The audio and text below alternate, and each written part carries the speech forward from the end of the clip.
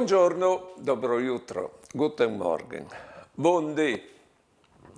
Nessun di noi alle dal dut bon, nessun di noi alle dal dut trist. Teniamo a mente che il bene e il male sono in misture sempre.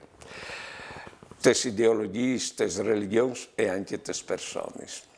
Ma noi si sta stirando su che bisognava essere perfetti, non sbagliare. Di modo che con queste manie di perfezione bastava sbagliare una volta e era finita.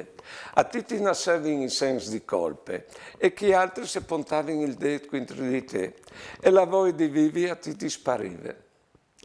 De bande to dopo te loro riguardo con la mania di perfezione e tu arrivavi a sacchiatà un tic di crania e era finita anche per loro e tu non ti incoraggiavi sicuro, anzi tu puntavi il dito. Insomma, il male diventava il protagonista. Questa era proprio la fonte di spiritualità di una volta.